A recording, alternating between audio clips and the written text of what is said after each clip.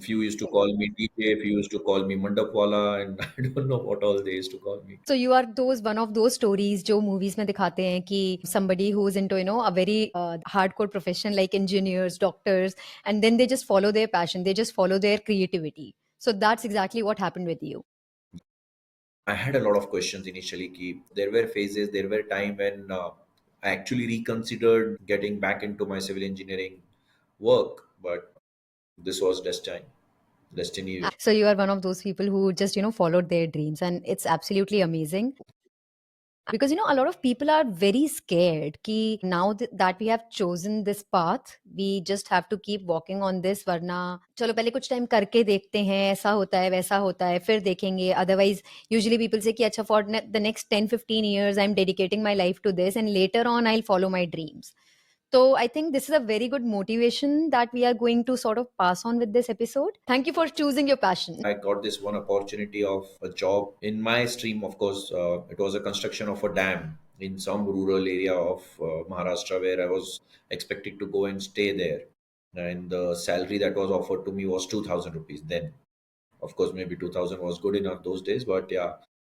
And parallelly, I got an opportunity from an event company based out of my city, that is Pune, for some 3-4,000 rupees. So I thought, rather than keeping away from my family and earning 2,000, it's better let me give it some time here, and we'll see how it works. I think Mumbai is very, very professional in that sense. Very. Mumbai Yeah. also gives you a lot of chances. If you have in you, Mumbai will give you the chances, unlike other Right. cities. My relationship with Mumbai is something that I have not really worked on, I would say. That I think I have to give that city some more chances to sort of, get into that flow of the work, the culture of Mumbai.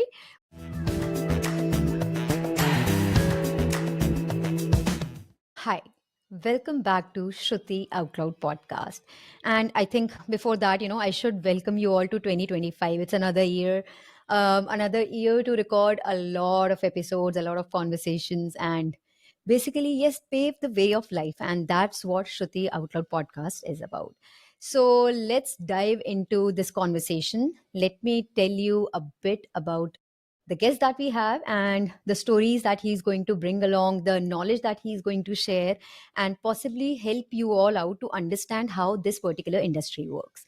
So, all right. So, today we have someone whose creativity and precision has really brought dreams to life across continent. He's a visionary leader, the founder of Event Dynamics. And he's a man who has really worked with everyone from celebrities like Neha Kakkar to global leaders like our Prime Minister Narendra Modi ji. And let's give him a really, really, really warm welcome and let's take this discussion ahead. Welcome to Shruti Outlook podcast, Mr. Wadhwa. Thank you so much, Shruti. Thank you. So, Mr. Wadhwa, I have a list of questions that I have prepared for you and to take this discussion ahead and to keep the conversation in flow. So, let's dive into all of that and let's start this discussion. All right. So, Mr. Wadhwa, your journey is very fascinating from engineering and turning into events. So, how did that happen? How did that really, the leap that you took? So, what was the motivation behind it? What's the story behind it? So, Shruti, I started doing the events like it was my hobby when I was doing my engineering. I used to organize a lot of social gatherings and tournaments. And it was like an hobby. I used to enjoy doing that. And even I don't know when it got into my career. So I just was doing good and I kept doing things on the same lines. So, were there ever any questions about maybe from your family or even from your your classmates that from engineering usually that's the path that if you are on that path of engineering you just sort of take it ahead. So, was that switch a little difficult to digest for people around you, or were they very supportive? So friends were supportive, yes. Family, especially the elders, were a little hesitant after doing engineering, and I did engineering those days when Pune hardly had 7, 8 engineering colleges. So after doing finishing my engineering, I got into events. So my family was very confused. What is he doing? So yeah, I had a lot of answers for my families. And few used Exactly, to I can call me understand. DJ, few used to call me Mandapwala, and I don't know what all they used to call me. So you are those one of those stories जो movies में दिखाते हैं कि somebody who's into a very hardcore profession like engineers, doctors, and then they just follow their passion, they just follow their creativity. So that's exactly what happened with you. Yes, exactly. That's how it went on. Yeah. And were there ever doubts in your head? करना चाहिए. So did those questions pop up? Yeah. Initially, yes, there were a lot of doubts because this industry was very unexplored, unorganized. There was, I was just doing on my own. We used to organize parties, freshers parties, New Year events, dandiyas, all those kind of events. And slowly and gradually, yeah, I had a lot of questions initially. There were phases, there were time when I actually reconsidered getting back into my civil engineering work, but this was destiny. So you are one of those people who just followed their dreams, and it's absolutely amazing, and I think it's very motivational also.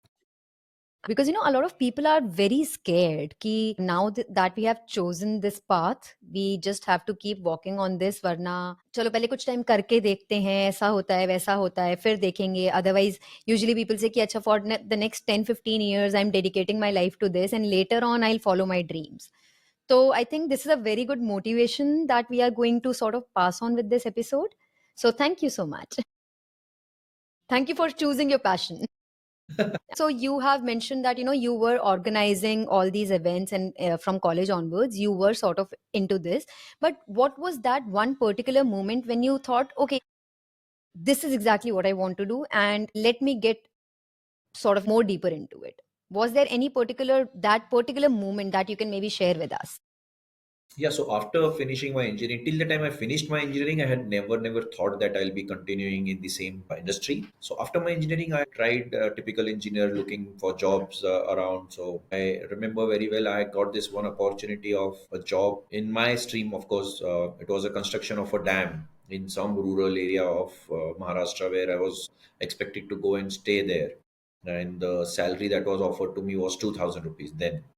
Of course, maybe 2000 was good enough those days, but yeah. And parallelly, I got an opportunity from an event company based out of my city, that is Pune, for some 3-4 thousand rupees. So I thought, rather than keeping away from my family and earning 2,000, it's better let me give it some time here, and we'll see how it works. So that was that company that I had joined. It was called Sound Waves then, yeah, and from there it started. So that's that particular moment where you took that decision कि ठीक है इसकी जगह अभी हम ये करके देखते हैं. Yeah. Nice, nice. Okay, so let's talk about the challenges. So when you started off, you obviously, apart from the experience that you had when you were doing all of these things, doing events in college, but diving into something as a business is a very different thing. So were there any unexpected challenges that you had to face, and what was your way to sort of overcome them? So yes, there were a lot of unexpected challenges. As I told you, this industry then was very unorganized. There were no teachers or there were no guidance for us to do what we have to do. So I worked with this company for maybe 9 months or over a year, and they all shut the company and they moved to UAE. So I was again in a lost zone that up kya karna hai.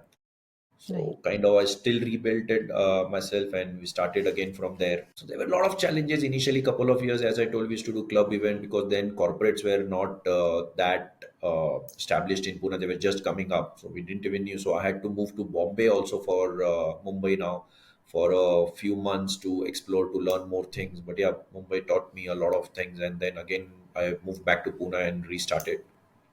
So, yes, Mumbai is a city of dreams, but I think it is also a place which really teaches you how to, first of all, what challenges are, what kind of, unexpected challenges can come into your life, and then also to make you like a rock that, you understand how to deal with them, how to sort of make things work. Exactly, it was a good learning, definitely. So also, okay, here I also would like to ask you a little, like, a quick question. The difference between the work culture in Pune and in Mumbai? It's trust me, it's Mumbai is extremely professional. They are very hard. They are very particular. When I used to do things in Pune, they were very lazy. They were very easygoing, slow going. They would never. The vendors would not turn up on time, and they would not want to complete in time. So it used to be a lot of clashes, a lot of difficult. Rather, Mumbai was very easygoing. The people were very professional. Vendors used to be in time. They used to do things before time. And if any client comes and last minute asks for any changes, Mumbai team is always ready to and ready to take it forward. Or Pune people were always in a setback thing. No, no, we will not do it. Why didn't you come before and tell us? All those kind of silly problems we used to face a lot initial of my career. Yes.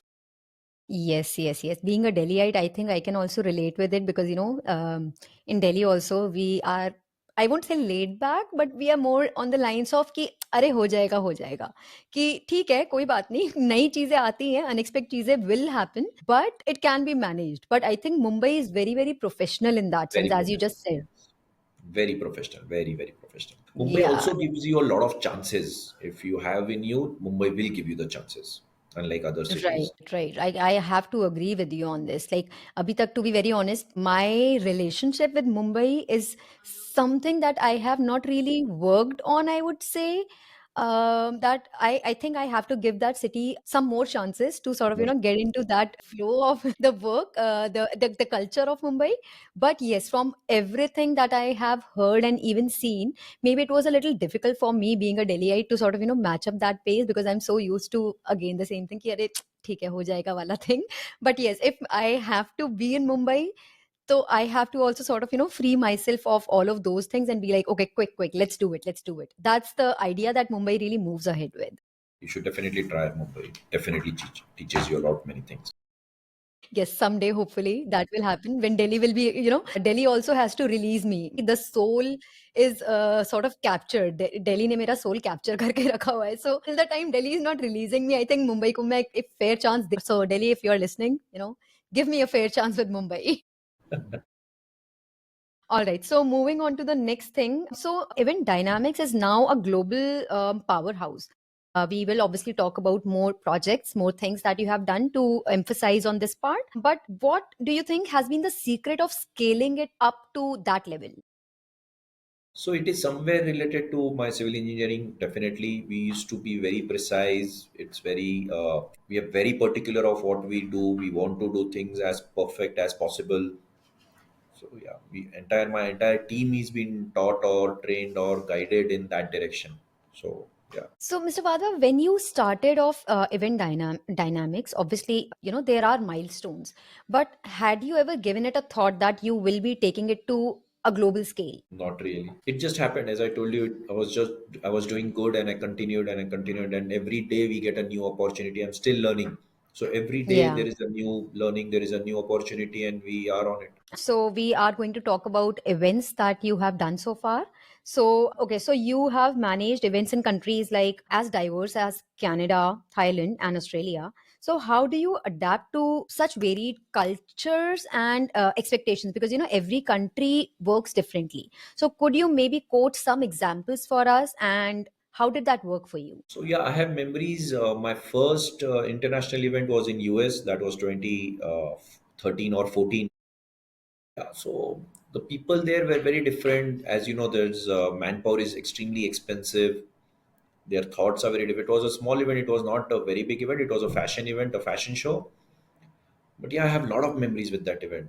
So the way we used to explain the vendors what do we want, the way we are looking, the backstage kind of requirements, every minutest thing we'll have to tell them. And they had not, maybe the kind of team I was working, they had never done a fashion show or related events. All right, all right. And could you tell us a bit about the cultural differences? Because, okay, maybe so we can still relate with a little with Canada on some lines, Australia on some lines, and even I would say even with Thailand.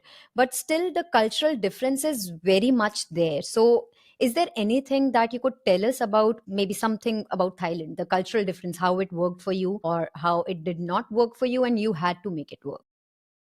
So I would say rather than cultural difference, I would say the language barrier is a bit of a concern. Ki, Right. to communicate with them, to make them explain exactly what do we need and how. There are a lot of times I remember we used to Google out and remove pictures and explain them ki this is what we mean by this particular word or this particular material. So more of that sort. And still I feel Thailand is a much world class venues. There are a lot of events, weddings happening left, right, center, so they are well ahead of time. I don't think so there is a big problem anywhere in the world. Wherever you go, it's the All communication right. that is. Now we are doing one event in Azerbaijan, next month we have an event in Azerbaijan. So again, it's about communication. If you have the right guide, if you have the right translator with you, then life becomes much easier. Absolutely. I think, yes, you have quoted it just right, that language can sometimes be a thing that you have to really deal with. Because otherwise, work wise, yes, the industry, it's more or less on the same lines, but Same. to convey what needs to be done and to be understood, those are some major challenges. Exactly. Right. Okay. So let's talk about one of your most memorable events, maybe something that you absolutely remember. And if you can take us with you behind the scenes and let us know what happened, why is it memorable, and something that is, going to stick with you for years to come.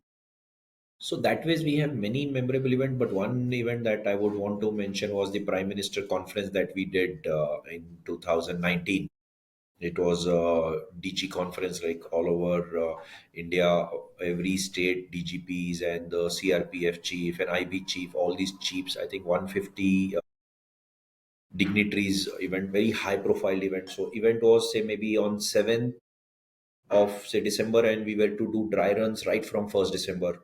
And anytime the IB team will come, they would do a dry run of different venues. We had different 4 5 venues, different timings. So 100% setup was ready by say 1 week in advance. And yeah, and although knowing that on the main day, on the main conference, none of our technicians were allowed inside the event to operate. So the IB team would operate the whole setup. They were so well adopted with the tech, the equipment, that they would run the whole show. Wow. That Yeah. one event we'll never be able to forget. Yeah. Absolutely. I can understand, working with such dignitaries and on such a major scale, and even the number of people who were there, and you had to manage and everything. And as you're saying, that dry runs were almost there for like a week. So Yeah. it must be taxing, but also one of the most amazing experiences. Yeah, yeah, definitely. Experience wise, nothing can beat that for sure. Although the numbers were very less, but each dignitary, each guest was like one of the, like every state, the most high profile guest you can say, like, those kind of profile. Numbers were less, but they were very high. Yeah, yeah, yeah. Absolutely. I won't say I can understand that, but I can imagine that. Imagination can, take me there, but yes, understanding part cannot. We had made a full conference room for them. We had done soundproofing. We had done all the technical detailing, their mics, their audio visuals, everything. Very quite technical kind of Yeah. event. And also a very serious event. Very, very. A very serious event, yes. So we have to add that part also, that the seriousness part was very much there. Every event, even if you plan everything in advance, the surprises are always there. So, what's the biggest, like, almost disaster moment that happened, that you're like, okay, this is it. This is it. इसके ऊपर कुछ top up कर ही नहीं सकता. So, is there something that you can share with us? Obviously, keeping in mind That that the things that you want to share. keep facing such challenges since we are in such a technical industry. We keep like we do a lot of dry runs and everything works very wonderful. Everything works very nicely in the dry runs, and main time pay when the main dignitaries or the main guest is speaking and your mic comes off or your generator fails. So such incidences do happen. But yeah, the important thing is how do you dodge them? How what do you do when something like this happens? So yeah, I think we are very well experienced with all such things.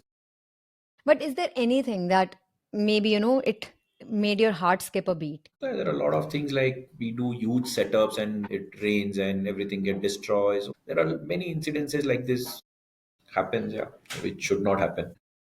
That is there. Ideally, they should not be happening, but yes, if it happens, it happens. We plan, we check the weather forecast, we do every bit of it. But yeah, unseasonal rains, it happens. It had happened with us many times. What we were doing in Lucknow, I think 2 years, 3 years back, 2 years back. Hmm. It started raining just the previous night. We took almost a week to complete the setup, and it rained previous night, and everything had shattered. The wind breezing, and everything had fallen down. The trusses had gone down. Everything had gone down. So we had like maybe 12, 14 hours to erect everything, and we were successfully done that. It was a good, Yeah. we're very happy. It was a good achievement for us also. Yes, I think, after such things, when they happen and when you have handled them, that is when you're like, okay, that sort of, give yourself a pat on the shoulder that, okay, that happened, but it was managed as well. Yes, yes, that was one again a memorable incident. I think that's the high that really such things give you. Gives you, yeah, yeah, it helps us moving forward.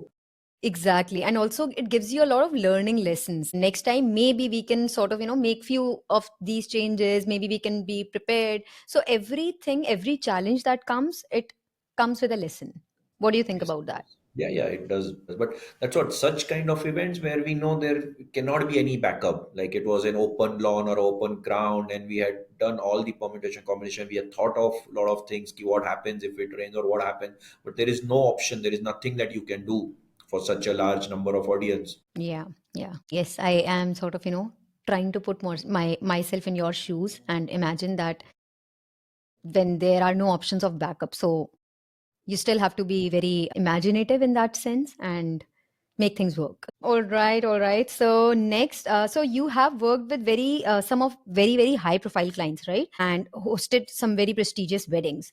So how do you keep the magic alive for each one of them? Because I understand that yes, the expectations people have, they obviously tell you, and that helps you. But still, how do you work around it? How do you work around the magic of every event? So what happened? We feel weddings and corporate events are extremely different in the sense like you get chances or you might cover up things in a corporate event. Or wedding is like a memorable event. It's once in a lifetime kind of event for especially the bride or the groom. So we try and see if we fit in their shoes and try and imagine what they are expecting and what their thoughts are. So and every wedding we try and give something different or something new. Yeah, it's they are very, I would say there are very fine detailing that happens in social events specifically. Yeah. Absolutely. Mr. Vadva, is there anything that you can share with us where maybe just before the event or maybe even during the event, there was some unexpected request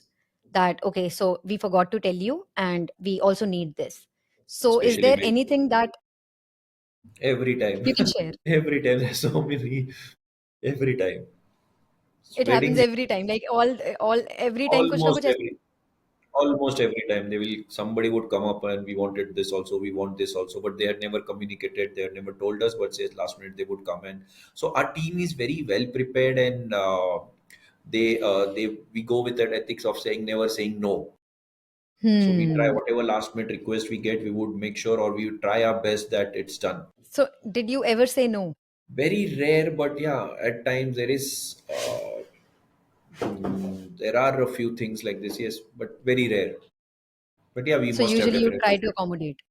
yeah, we try to. I think that's a very good approach, actually. That, when you are in business, obviously, first of all, the statement being that customer is the king, that has to be taken very seriously. And yes, until and unless it's something absolutely crazy, usually you have to try and accommodate. Okay, if this needs to be done, then this needs to be done. Yes. And yeah, We want to see happy faces after the event.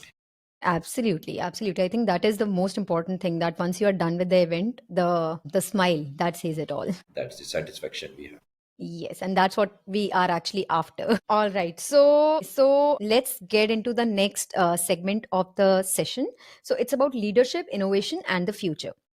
So in this section, let's first of all talk about the pursuit of perfection. As we are talking that, everything needs to be planned and everything needs to be exactly precisely the customer wants it. So how do you inspire your team on a continuous basis to maintain that same level of excellence? Because it becomes a little, I think it might become a little overwhelming at times. So what is your trick to keep your team motivated? So we have our team meetings. We have monthly or weekly, or we have our team outings. We go out on dinners. We discuss in office. We meet over coffees. We discuss. So we keep cheering each other, even if there are mistakes or anything wrong. We try and cover up each other. And as I told you, I've always trained my team that we will never say no and we'll never give up. Hmm. So yeah, that's how we go out. So We that is, party. yeah, so that's the attitude your entire team has to go out with, that first of all, never give up and never say no. We have weekly meetings, we have monthly meetings, and if there are bigger projects, we do meetings almost daily on small Yeah. small things. But yeah, And I think, I would like to take you back to a line that you just mentioned, that even if team members they end up making mistakes, because that's very human, because we all are human, yeah. humans and mistakes do happen sometimes. Somebody can be forgetful, या फिर कुछ थोड़ा सा miscommunication or something or the other can be the reason behind it. But the fact that the entire team is together, and it's not about blaming that one person, that okay, it's because of you that happened, and we are not responsible for it, it was your fault. It's more about ki, okay, that happened, how to fix it. I think that attitude is very important. Yes, rather than blaming, we want to first complete the work. We want to have that finished product out, and then after post also, we at a lot of times we have our post meetings also, and then we discuss and try and figure out ki this should not happen next time, and that's how we have to cover each other. Right, right, right. I think that's a very big lesson that, companies, they need to sort of make it a part of their culture, because otherwise sometimes things can become a little toxic in the work environment. That obviously the competitiveness has to be there. I would say that part is very, very important, because otherwise sometimes people can be a little laid back. So wo wala part to that has to be there, but at the same time the fact that we have got each other's back, so that is equally important. Okay, so yes, next question being, the events industry is evolving very rapidly, and the technology and sustainability is a major part of everything that we do. So what is your approach with these two things when it comes to event management? Yes, sustainability definitely is the most important thing when we have a lot of, especially in the bigger events. So what we have done off late, we have started our own production house. So what happens, a lot of structures we remold and we reuse. We don't want to leave any footprints behind. So that's one aspect that we have got into recently. And when it comes to technology, yes, it is evolving. Like I remember we had done a lot of online events in COVID times too. From then, I remember we had done one this for one of our very prestigious client for 6,000 people online platform. We had developed the entire technology, the entire performances, recording, and lot of works. Yeah. So it is. We try and keep ourselves updated with a lot of technology, the latest lights, the latest lasers, the latest LED walls, and the works. So has AI sort of crept into your industry so far? It is definitely it is, but we don't use much of it. Okay. Yes, because I think, yes, creativity being like, it's very human in that sense. Absolutely, yeah, it should be. So, yes, yes, yes. And considering events and, the industry being what it is, yes, AI possibly can make few things easier, but otherwise it's more about, the human setup. Yeah, the connect. Yeah. Yes, absolutely. Okay. So the next question being, we are talking about, the future of events now. So what are some trends that you are really excited about with the upcoming event industry? Like, the changes, or because things do keep changing, I would say that the trends, they something or the other keeps coming up. So one question is that, and is there something that you have recently tried pushing your boundaries with? So yeah, we as I told you, we do a lot of studies. We have a lot of research. Our team really gets and finds out what's happening new, because we follow maybe Delhi or we follow the West to find out what's the latest, what's the new things that are happening, that are trending. So we try to keep ourselves quite trendy. Definitely, our designers work a lot on that. When we show designs, these are like we don't wish to repeat a lot of designs, a lot of structures. We keep ourselves up with the trends. Right. And how about the pushing boundaries part? That is there And something that recently you have done? Every event we do that. Every event we are pushing ourselves. We want to do more than what we have done last time. We definitely keep pushing ourselves and So, motivated. Mr. Vadva, I want to ask you here that is there anything that possibly you were sort of reluctant of doing first, but maybe either your team convinced you or vice versa, that you convinced your team that okay, maybe this is something very new and very different, but let's do it. So is there anything like that that you can share with us? Yeah, that ways. I particularly was very reluctant to a lot of changes in the system. There are a lot of changes in the work culture, but I'm very inclusive with my team. So my team, my subordinates, they keep telling me कि sir ये change करना चाहिए, this is how we should look at. And yeah, I take suggestions and I try to adopt, or I try to uh, take all the possible suggestions, and we take it and we do a lot of changes. We have done a lot of changes than what we were maybe 2 decades back. Okay, my next question out of curiosity is that so has it ever happened that you planned everything, like, everything is exactly the colors, this, that, da, da, da, everything is absolutely online, but maybe just few days before the event, you sort of, said ki nahi, we have to do the entire thing because I had this creative idea, or maybe somebody from your team had this creative idea, and you sort of, just put everything to ki nahi ye nahi kar rahe, and we are doing entirely something absolutely new. So does that happen? Happens not very often, but yes, at times definitely it happens. And we It do does, some yeah. changes. We do changes of the entire setup. We Yeah, it happens. And is there any reluctancy or something from anybody, maybe from your team or something, or is it more like, "Ki, theek hai, let's just go with the flow. If this has been said, let's do it. Let's give it a shot." Other than our finance department, everybody would want to do this. Yes, that's one department that should always. Everything has been done, the budget allocated, it's completely exhausted, and now we have to completely, right. Okay, lastly, before we jump on to our last segment, so my last question from this segment for you would be, so you are also pursuing an MBA, right? Yeah.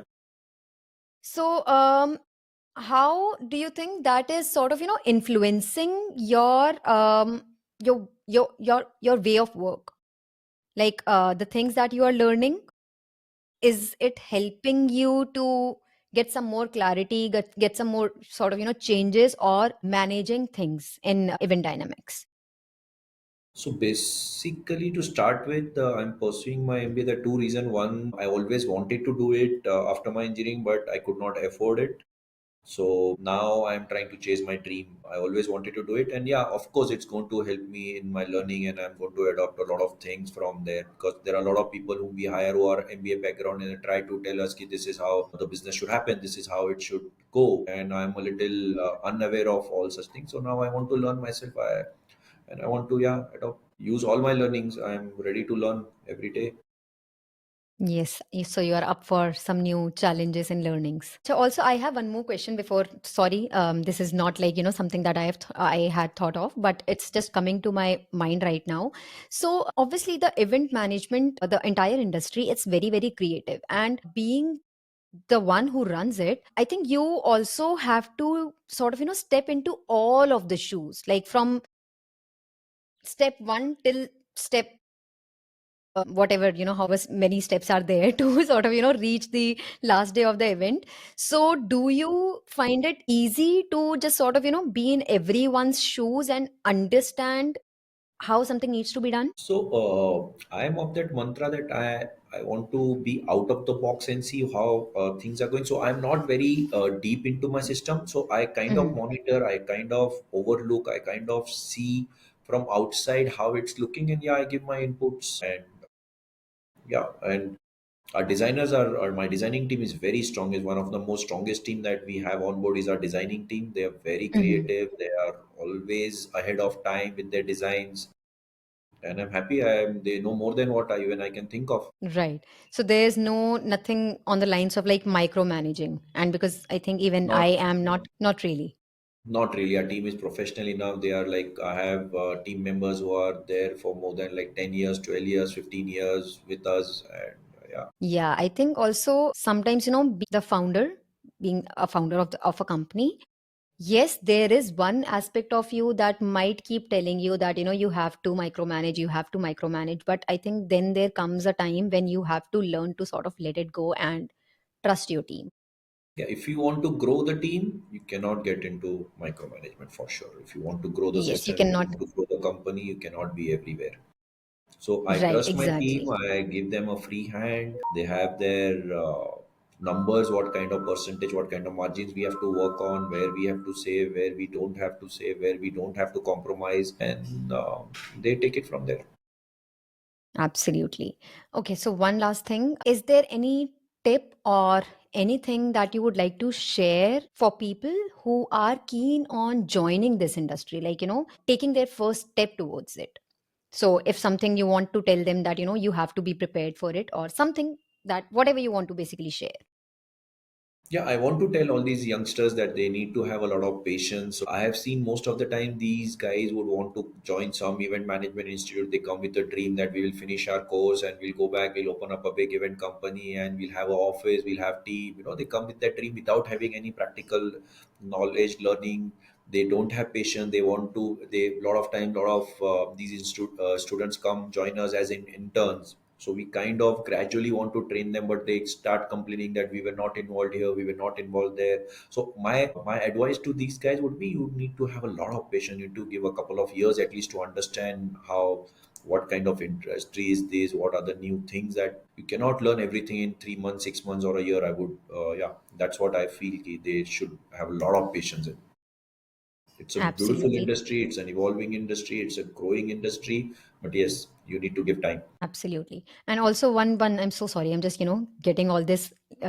The questions are just sort of, just coming in front of my invisible screen. So also, how about the future of events in India? How do you see it evolving? Yes, we are seeing a lot of things changing, but coming from an industry expert, I think that would be more that would have more weightage.